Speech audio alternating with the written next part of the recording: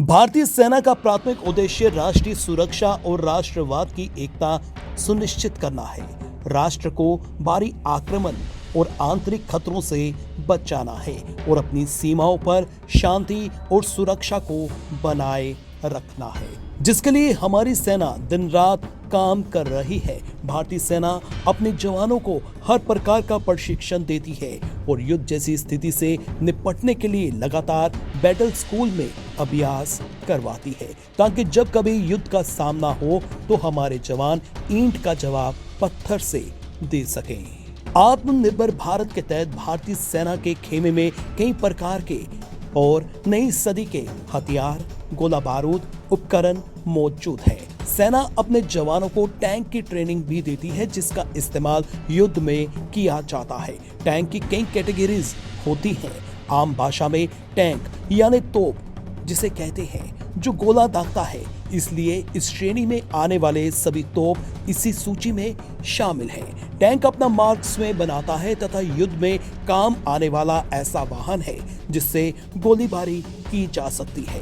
हालांकि इन टैंकर्स की रेंज अलग अलग होती है, जैसे बीएमपी 4 किलोमीटर की रेंज तक फायर कर सकता है और टैंक 2 से 3 किलोमीटर तक। इसके साथ ही बीएमपी समुद्र या नदी में तैर सकता है और युद्ध क्षेत्र में शत्रु की गोलीबारी के बीच बिना रुकावट ये टैंक आगे बढ़ते हैं और किसी भी समय किसी भी स्थान पर शत्रु पर गोलीबारी कर सकते हैं।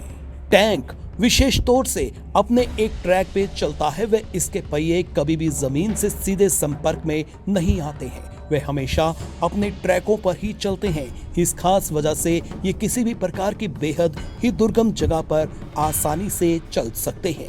वे अपनी ही जगह खड़े खड़े एक से दूसरी ओर मुड़ सकते हैं।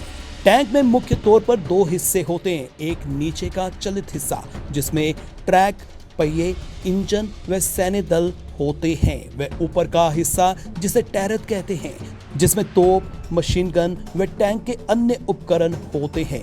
इसमें सैन्य दल के 3 से 4 सदस्य हो सकते हैं, जो कि टैंक चलाने, गोला दागने, मशीन गन चलाने व टैंक कमांडर की भूमिका निभाते हैं।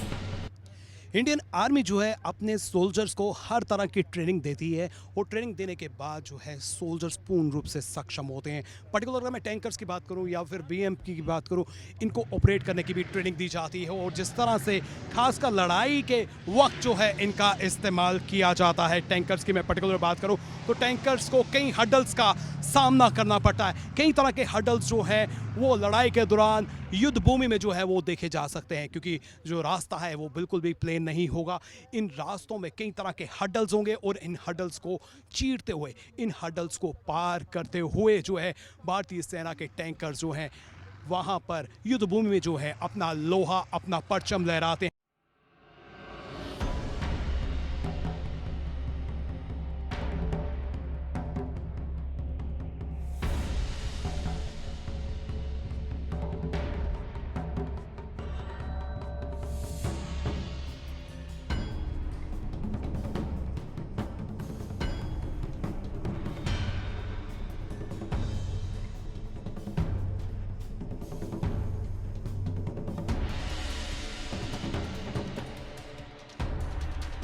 टैंकर्स और बीएमपी का इक्वल रोल है, आइए जानने की कोशिश करते हैं। सर अपना इंट्रोडक्शन दीजिए।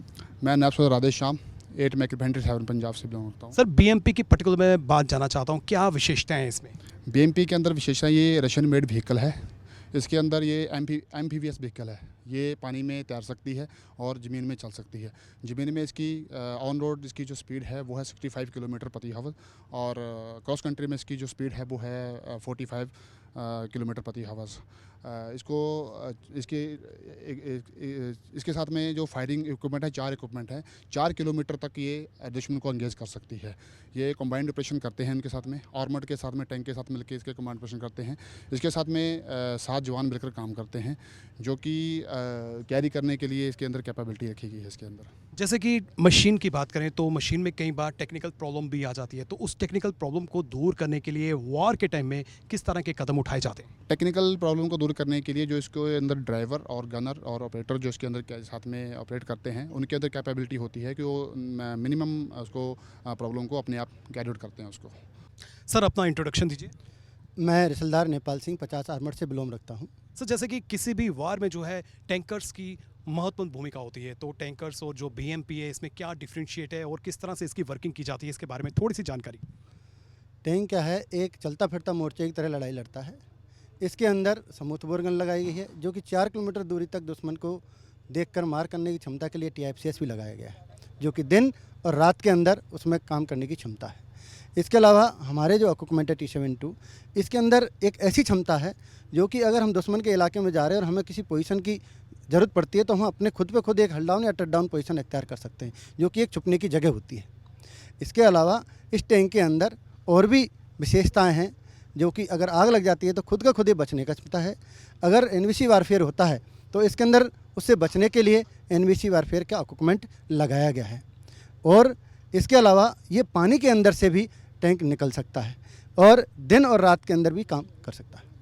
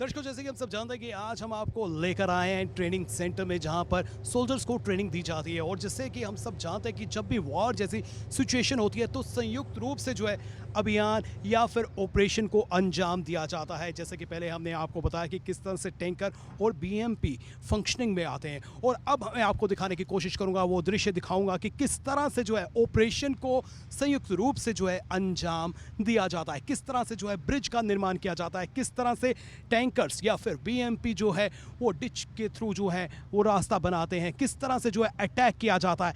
आइए आपको दिखाने की कोशिश करते हैं कि किस तरह से जो है संयुक्त अभियान जो है वो चलाया जाता है और अंत में विजय को हासिल किया जाता है। इंडियन आर्मी बैटल स्कूल में हमारे जवानों को वार के लिए तैयार करती है, और वार के दौरान दुश्मन कैसे आक्रमण करते हैं और कैसे उस वक्त अपना बचाव किया जा सकता है, ये प्रशिक्षण सोल्जर्स को संयुक्त रूप से दिया जाता है ताकि इसका अनुभव युद्ध भूमि में काम आ सके।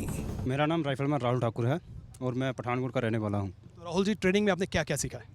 इस बैटल स्कूल में हमें बहुत सारा फ़ायदा हुआ है। यहाँ पर हम एक साथ मिलकर प्रशिक्षण हासिल करते हैं। इस प्रकार का युद्ध हमें शायद ही युद्ध के मैदान में ही करने को मिल पाता।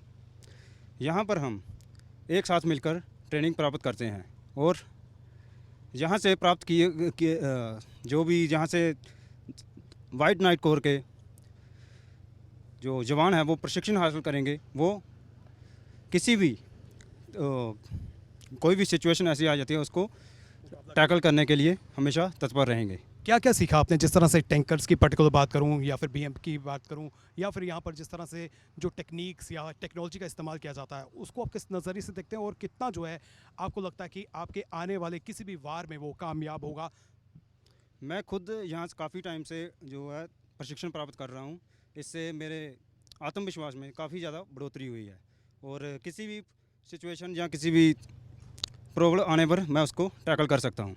ये बैटल स्कूल इसीलिए बनाया गया है कि दुश्मन के इलाके में जितनी भी रुकावटें हैं वैसी की वैसी रुकावटों को ध्यान में रख करके हमारे जवानों को उसी प्रकार से ट्रेनिंग दी जाती है जिससे कि कभी भी युद्ध हो, चाहे वो किसी भी मौसम में हो, उसके लिए हम तत्पर 100% रहेंगे। युद्ध का कहते हैं कि कोई समय नहीं होता है और कभी भी युद्ध जो है वो छिड़ सकता है, लेकिन हमारे सोल्जर्स की बात करें तो हमारे सोल्जर्स जो हैं वो 24 घंटे जो हैं लड़ाई के लिए तैयार हैं कि अगर लड़ाई जैसी सिचुएशन कोई भी होती है तो उनको ट्रेनिंग की बात करें तो उनको वर्चुअल मोड से भी ट्रेनिंग दी जा रही है, फिजिकली भी जो है ट्रेन किया जा रहा है ताकि किसी भी परिस्थिति से लड़ने के लिए हमारे सोल्जर्स पूर्ण रूप से तैयार रहें, 24 घंटे तैयार रहें। The Indian Army has always endeavored to contribute to national security in the maximum possible way. Towards this, on the flank of Atmanirbhar Bharat, we have inducted a number of high technology and modern equipment in the recent years. Not only that, we have also ensured that the existing equipment has made significant upgrades and is of a very high order of warfighting capability as on date. The Indian Army leadership has always focused on integrating these capabilities.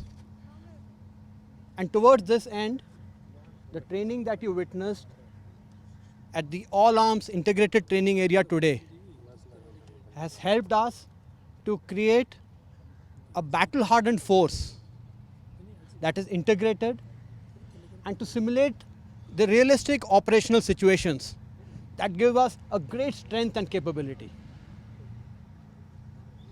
The training carried out here quite intensively has resulted in a battle-ready force, a battle-hardened force, and a force that will deliver assured and efficient victory.